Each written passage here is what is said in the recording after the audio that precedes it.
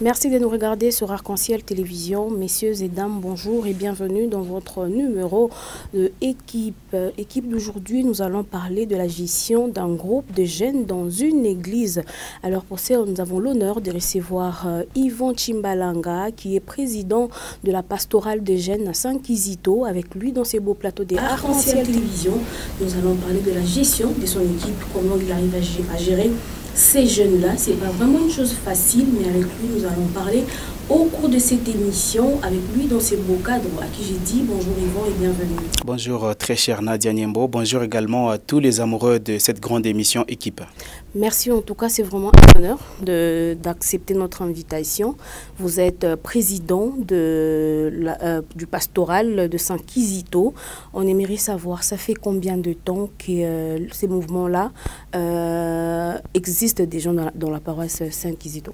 Ouais, ça date de très longtemps. Ça date de très longtemps. Depuis que la pastorale des jeunes existe, nous avons commencé à chapeauter cette pastorale il y a 3 ans. Avant, il y avait des prédécesseurs. Et pour bien mener notre mission, il va falloir d'abord connaître c'est quoi même la pastorale des jeunes, quels sont ses objectifs, quel est le rôle de la pastorale des jeunes. C'est ainsi que brièvement, la pastorale des jeunes, c'est une structure très emblématique au sein de l'Église, au sein d'une paroisse qui regroupe tous les jeunes, avec comme objectif accompagner les jeunes dans leur affermissement, dans leur foi quotidienne. Cela en martelant ou en prenant en compte toutes les 5 dimensions de la vie humaine, et cela à la lumière de l'Évangile. Il y a la dimension culturelle, la dimension politique, la dimension sociale, la dimension religieuse et finalement la dimension économique. C'est brièvement ça la pastorale des jeunes. Ok. Alors vous, en tant que président de ces jeunes-là, vous dirigez vraiment beaucoup de personnes, mais je pense que vous avez une équipe, les collaborateurs avec qui vous travaillez. On aimerait savoir, ils sont en nombre de combien, et on aimerait aussi savoir peut-être le rôle des 5 ou 6 premiers membres qui viennent après vous. Merci pour la question. Comme vous venez de l'entendre, les objectifs sont tels que nous accompagnons les jeunes dans leur encadrement spirituel et à travers toutes les dimensions que je venais de mentionner. Et pour y arriver, seul je ne pourrais pas. C'est ainsi que je suis accompagné d'une grande équipe. Nous avons le bureau de la pastorale des jeunes qui est composé pratiquement de 12 membres. Et chaque membre a une mission bien définie, bien spécifique pour que chacun des objectifs puisse être en tout cas réussi. C'est ainsi qu'au sein de la pastorale des jeunes, nous sommes là comme étant président, mais à côté de nous, il y a un vice-président, il y a un secrétaire. Nous avons celui qui est chargé de la culture, parce que par moment, il nous arrive d'organiser des activités à caractère récréatif. On sort avec les jeunes, on les encadre plutôt. On leur montre le bienfait, par exemple, d'une sortie. On leur montre, par exemple, le bienfait de se retrouver avec les autres. On est en train justement de cultiver dans le chef des jeunes le vivre ensemble. Il y a quelqu'un qui est justement ciblé pour réaliser cette mission. Celui-là, par exemple, il assure la tâche relative à la culture. À côté de lui, on a celui qui est chargé des conférences, par exemple. Il nous arrive parfois d'organiser des séances de réflexion. En ce moment-là, nous avons quelqu'un qui est chargé de cette tâche-là, des conférences. Il nous propose des thèmes, il cherche des orateurs. Les orateurs, nous les ciblons à tous les niveaux. Il y a des professeurs des universités, il y a des enseignants, il y a des médecins. Et c'est ainsi qu'avec cette manière de faire, nous sommes en train, tant soit peu, d'encadrer les jeunes de sorte que l'on atteigne les 5 objectifs en suivant les dimensions que je vous ai que j'ai relevées tout à l'heure. Alors, quelle est votre particularité dans la gestion de ce groupe-là? La particularité, c'est que c'est vrai, c'est une structure qui se retrouve dans l'Église. Il n'y a pas que la prière. On est en train de justement toucher un peu à tout. C'est ainsi que nous voulons à ce que les jeunes se retrouvent à tous les niveaux, pas seulement du côté de la prière. Aujourd'hui, les jeunes, par exemple, dans certaines églises ne se retrouvent pas parce que trop d'églises se focus sur la prière. Il n'y a pas le temps de réflexion, le temps de divertissement. C'est comme ça que nous comprenons le souci des jeunes et nous nous inscrivons dans leur logique. Et voilà que la pastorale des jeunes les accompagne en répondant à leurs inclinations supérieures, à leurs besoins primordiaux. Et voilà, de cette manière-là, nous sommes en train d'attirer les jeunes et on profite de cette organisation pour les mener vers la voie du Seigneur à travers ce que nous sommes en train de réaliser au quotidien. Très bien. Pourquoi avez-vous choisi d'encadrer les jeunes? Pourquoi ne pas se lancer peut-être dans le scoutisme, dans la chorale, mais vous avez choisi d'encadrer la jeunesse? Ben, ça a toujours été un privilège pour moi parce que d'abord, je suis jeune. C'est aussi un honneur pour moi d'encadrer mes amis jeunes. C'est vrai que je suis peut-être rempli des vertus, des valeurs et tout. Mais j'aimerais que ces valeurs, que ces vertus que je porte, que je puisse les transmettre aussi à mes frères, à mes sœurs. Vous allez vous rendre compte qu'aujourd'hui, nous avons une génération un tout petit peu compliquée. Une génération qui cherche à tailler sa vie sur base des réseaux sociaux, sur base de ce qui se passe sur la toile. On veut imiter ce qui se passe à la télévision par moments qui ne cadre pas avec nos valeurs, nos mœurs et qui sort de la voie du Seigneur. C'est ainsi que nous avons voulu, parce que nous avons bénéficié de la formation. Nous avons bénéficié des avantages que l'Église nous a proposés. On a voulu justement transmettre cela à nos frères et sœurs pour que tous nous puissions justement avoir une génération, une jeunesse des gens pleins de vertus, de morale, qui peuvent justement, des gens qui peuvent facilement être l'avenir de l'Église, l'avenir de toute une nation. La pastorale des jeunes regroupe tous les groupes et mouvements de l'Église. Au sein de la pastorale des jeunes, vous retrouvez les scouts, vous retrouvez les kiros, vous retrouvez les chantres, vous retrouvez tous les groupes des jeunes. En tout cas, c'est inclus dans la pastorale des jeunes. Et quand nous chapeautons la pastorale des jeunes, automatiquement, nous chapeautons également les autres groupes et mouvements. C'est un peu comme ça que ça se passe au niveau de la pastorale des jeunes. D'abord, il faudra faire une nuance. Quand on parle des vacances, ce n'est pas comme les vacances scolaires. Au sein de l'Église, on parle de vacances pastorales parce que nous avons une année pastorale qui commence au mois de septembre et qui prend fin probablement au mois de juin. Et à partir du mois de juin jusqu'au mois de septembre, ce sont les vacances pastorales. Et là, ce n'est pas un moment de repos parce que nous organisons encore là-bas des sessions de formation. Nous préparons des jeunes. Il y a maintenant les groupes et mouvements qui organisent aussi leur retraite pendant les vacances. Et réussir ces activités demande au préalable une bonne préparation. On ne va pas se réveiller un bon matin pour dire que non, aujourd'hui nous allons organiser telle ou telle autre activité. Puisque nous avons une équipe, nous commençons d'abord par nous réunir, nous commençons par préparer les activités suffisamment. Et tout ne se fait pas en tout cas de manière hasardeuse. Nous sommes là avec une équipe. Au début de l'année pastorale, nous nous asseyons après les grandes instances, nous nous mettons ensemble avec les responsables de groupes et mouvements, nous répertorions les activités clés, les activités qui peuvent être organisées à l'issue d'une année pastorale. C'est comme ça qu'il y a des activités que nous retenons à formation spirituelle, des activités qui entrent dans le domaine de la culture, par exemple. Tout ça est déjà bien défini avant. Nous avons un calendrier qui nous sert de balise. C'est comme ça que le calendrier nous oriente et chaque mois, nous organisons des activités, nous nous préparons suffisamment pour cela. Ok. Sur base de quoi vous arrivez à répartir les tâches pour les collaborateurs avec qui vous travaillez? Bien, les tâches, nous les répartissions selon les commissions. Selon les commissions, comme on l'a souligné. Lorsque c'est, par exemple, une activité qui entre dans le cadre de la formation, par exemple, il y a le chargé de conférence qui est là. Et c'est sa tâche. Il sait qu'il doit préparer cette activité. Quand il prépare, nous l'aidons, nous l'assistons, nous coordonnons tout ce qu'il est en train de faire. Nous participons tous à la réalisation de cette activité. Après, nous l'évaluons pour que prochainement, que nous puissions améliorer là où ça n'a pas allé et justement maintenir ce qui a été comme point fort tout au long de l'activité organisée.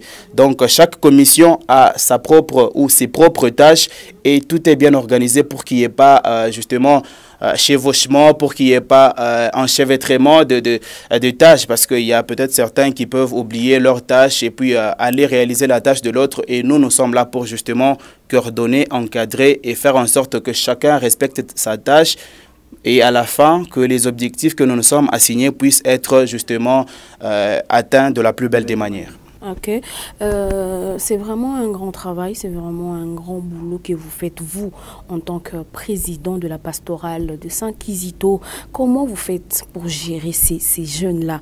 Parce qu'on sait qu'avec les jeunes, ce n'est pas facile. Il y a d'autres personnes qui viennent d'une famille où, je ne sais pas, moi, il y a des autres qui viennent de cette famille et tout. Vous, en tant que président, comment vous arrivez à gérer ces jeunes? En tout cas, c'est une très bonne question, hein, parce que gérer les jeunes, vous-même, vous le savez, ce n'est pas toujours facile, ce n'est pas toujours facile. Chacun vient avec sa mentalité, chacun vient avec son éducation de base, et puis voilà, ce n'est pas facile. Et maintenant, pour y arriver, nous avons été formés pour ça. Avant que je ne sois président de la pastorale des jeunes, j'ai été chargé de la culture, j'ai été secrétaire, et j'ai reçu plusieurs formations pour encadrer les jeunes. La plus grande stratégie pour encadrer les jeunes, c'est d'abord être jeune, comprendre leur mentalité. On ne va pas être jeune et être très charismatique. Les jeunes aiment par moments la détente. Quand il s'agit de la détente, je me fais aussi jeune, j'entre dans, je me mets dans la peau des jeunes. Si c'est la danse, j'essaie un tout petit peu de danser, mais derrière tout ce que je suis en train de faire, il y a une idée, il y a une mission bien précise, celle de mener les jeunes vers ce qui est essentiel.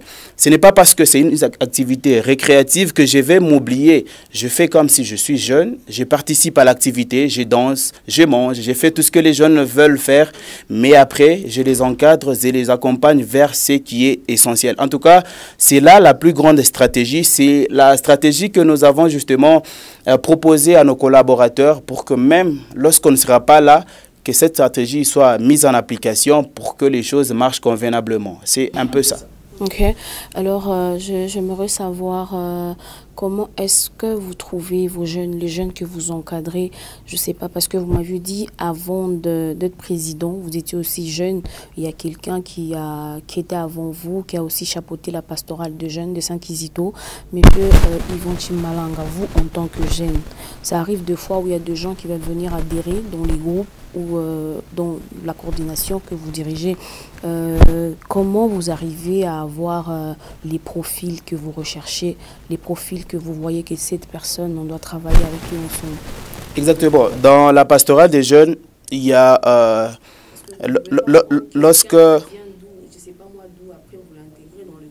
Exactement. Dans l'église, il y a des dons. Nous sommes dans l'église, on ne va pas l'oublier. Chacun a son don bien déterminé, bien spécifique. Et notre rôle, c'est détecter ces gens qui ont des dons, des talents. Dès lors que nous les répertorions, nous les accompagnons dans leur cheminement. Et lorsque nous sentons qu'ils sont bien accompagnés, lorsqu'on sent qu'ils sont mûrs, nous les récupérons, nous les mettons dans notre équipe. Et c'est comme ça que nous allons travailler ensemble avec eux. Il y a des gens, au sein de l'Église catholique, il y a des gens qui ont des talents énormes. Et nous sommes là pour détecter ces talents-là. Nous sommes là pour les accompagner. Chaque fois qu'on découvre que tel a telle potentialité, il arrive que des jeunes ne puissent pas se connaître. Il y a des gens qui ont des dons, par exemple, de bien chanter, de bien animer une manifestation. Peut-être que la personne se sous-estime, la personne pense qu'elle ne peut pas tenir devant un grand public. Et nous, notre rôle, c'est récupérer ces jeunes-là, l'accompagner et faire de lui un grand homme. Et dès lors qu'on on se rend compte que la personne est arrivée à son point le plus culminant, nous les récupérons dans notre équipe, nous l'encadrons. Et après les années, il peut aussi devenir responsable, il peut aussi aider les autres jeunes à se perfectionner, à aller de l'avant. Et c'est de cette manière-là que nous sommes en train d'évoluer. Lorsque nous sommes là en train de diriger, nous voyons les groupes et mouvements, nous voyons les jeunes qui viennent de partout. Les jeunes, ils sont dans les groupes et mouvements. Il y a des jeunes qui viennent simplement pour participer à la messe, ils partent après. Et nous entrons en contact avec tous les jeunes, nous répertorions les jeunes, nous voyons ce qu'ils possèdent en eux comme talent, comme potentialité. Et puis voilà, nous les encadrons pour qu'ils soient bénéfiques, non seulement pour l'Église, mais aussi pour la nation tout entière. Okay.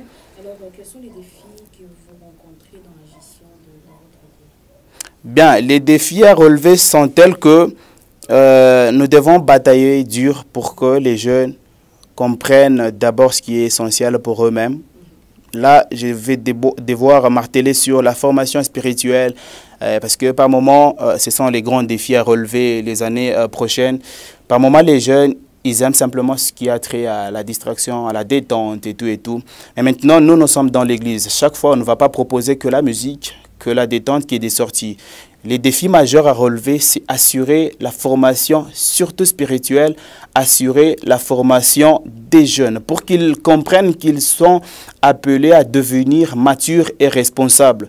Et on ne va pas devenir mature en aimant les réseaux sociaux, en ne restant braqué que sur ce qui a trait aux sorties, aux excursions et tout et tout. Les défis les plus majeurs à relever, c'est former d'abord les jeunes sur le plan spirituel, sur le plan intellectuel pour qu'ils deviennent des véritables hommes. En tout cas, c'est le plus grand défi qui nous reste à relever. Okay. Est-ce que ça vous est déjà arrivé depuis que vous êtes à la tête de ces groupes de suspendre un membre du comité parce qu'il n'a pas bien fait le travail que vous lui avez demandé? Personnellement, je n'ai pas encore suspendu quelqu'un. Mais les années passées, j'ai rencontré aussi des responsables qui étaient durs, qui ont suspendu des membres et tout et tout. Mais nous sommes là, nous accompagnons tout le monde. Dès lors qu'on sent que quelqu'un n'est pas à la hauteur, nous essayons de le conscientiser. Nous boostons son moral pour qu'il soit vraiment à la hauteur de nos attentes. Si la personne n'y arrive pas, notre rôle c'est encadrer. Nous pouvons proposer autre chose à la personne. Si la personne accepte, voilà, on les libère, ils partent dans autre chose et nous restons, nous évoluons convenablement. En tout cas, moi, ma mission n'est pas celle de suspendre les gens, plutôt de les orienter pour que chacun puisse se découvrir et que chacun puisse justement apporter la pierre à l'édifice. Peut-être que quelqu'un ne peut pas être fort au niveau de la culture, mais à autre chose, il est capable de faire son travail. Et quand vous le suspendez, est-ce que vous réalisez un mauvais travail? Il y a des gens qui ont une foi chancelante. Il y a des gens qui viennent parce que, bon, tel est à l'église et tout, mais nous devons l'encadrer. Quand vous le suspendez, par exemple, comme ça, 3 mois, 4 mois, la personne peut se fatiguer et automatiquement elle se dit, mais enfin, même à l'église, je ne vais plus passer là-bas. Et conséquence, vous perdez la personne. Notre mission, c'est encadrer ces gens-là. La personne qui est faible, nous lui proposons autre chose. Lorsque la personne se sent à l'aise, nous la récupérons dans ces domaines que nous l'avons placé, dans lesquels nous l'avons placé, et nous le récupérons comme ça. Le poste qui sera vide, nous prenons une autre personne qui sera à mesure de réaliser la tâche convenablement. C'est comme ça que nous procédons en tout cas. Okay. Certes, il y a des difficultés que vous rencontrez, beaucoup de difficultés d'ailleurs dans la gérance de votre groupe. Monsieur Yvon, comment vous arrivez à surmonter ces difficultés-là? Bien, nous avons aussi une équipe de conseillers. Il y a les prêtres qui nous accompagnent. C'est la tâche de l'Église, c'est la mission pastorale, c'est Dieu lui-même qui a voulu que nous soyons là en tant que responsables. Chaque fois qu'il y a des choses qui nous dépassent, nous voyons nos aînés, nous voyons les prêtres qui nous accompagnent, qui nous prodiguent des conseils. Et aussi, n'oubliez pas que la mission pastorale, elle est toujours parsemée des difficultés, des embûches par-ci, par-là. Ce n'est pas parce qu'on rencontre un obstacle qu'on va baisser les bras et arrêter.